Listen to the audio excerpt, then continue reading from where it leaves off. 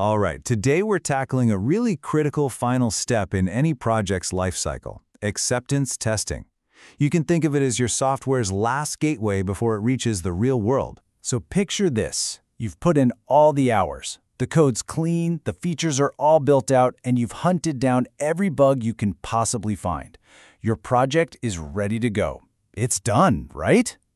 Anyone who's ever built anything knows that feeling. That moment you think, okay, I finally crossed the finish line. But hold on, not so fast. Before you pop the champagne, there's one last gateway your project has to pass through.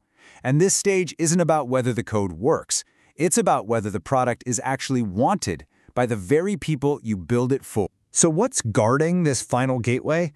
Well, it's a crucial process, and it's called acceptance testing. So what does that actually mean? Okay, the formal definition is a test to see if a system meets its acceptance criteria and is fit for use.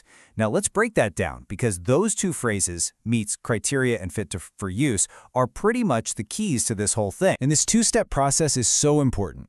Step 1, meeting the criteria, that's basically a technical checklist. Does it do everything the contract said it would do? Check. But that second step, confirming it's fit for use, that's where projects either become a huge success or just fail. It answers a way more important question. Is this thing actually useful to a real person in their real life? And this quote really gets to the heart of it. Acceptance testing makes sure you're not just building something that's functional, but something that's actually wanted. You know, it's the difference between a bridge that can technically be crossed and a bridge that people are actually lining up to use every single day. Okay, so how do we get through this gateway? Well, it's not just one single path. There are actually two main routes you can take, and each one has a very different job. And here they are: alpha testing and beta testing. Now, you've almost certainly heard these terms before, right? Especially when people talk about video games or new apps. But let's dig into what they really mean when you're developing something. Now, here's the key thing to notice. The big difference isn't who is doing the testing, because as you can see, it's always the end user. Nope. The real difference is where it happens. Alpha testing is on the developer's home turf, in a controlled setting.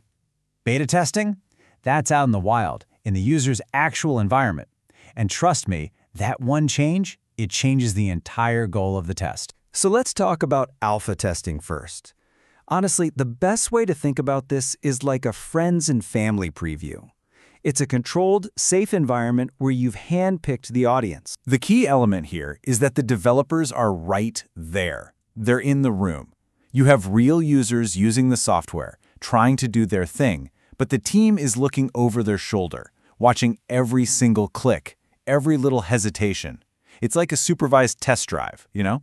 The goal is to catch those big, obvious usability problems right at the start. Okay, so after a product makes it through that first preview, it's time for the next big phase, beta testing. This is where you take the training wheels off, push it out into the world, and see how it really survives on its own. You see, the beta process is all about creating a feedback loop from the real world. Once alpha testing is done, the software gets released to a select group of users. They use it in their own environment, on their own time, and their job is to record any and every problem they find. Then they send regular reports back to the dev team. And this is where the software really has to prove itself. The user is on their own turf, with their own computer, their own messy desktop, and the developer isn't there to help. The beta tester basically becomes a kind of field agent. Their mission is to find and report any issues before the product gets a full public release. So why go through all this trouble? The supervised alpha test, the messy real-world beta reports, what's it all for? It boils down to one simple thing: 100% confidence. And not just confidence that the product works, but confidence that it's truly ready for a full public launch. So, let's bring it all home. What's the ultimate takeaway here? What's the one thing to remember long after you've passed through that gateway? At the end of the day, acceptance testing is the thing that bridges that huge, and let's be honest, kind of dangerous gap between the developer's clean, controlled world and the messy, chaotic reality of the user's world. It's the final, crucial check that ensures what you've built isn't just a project, it's a real solution. And that leaves us with one last thing to think about. This whole framework, it's not just for software. So ask yourself this. Beyond code, What is the real-world acceptance test for your next big idea? Your next project at work? Your next business proposal? Who are you going to get as your alpha testers, and how are you going to run your beta test?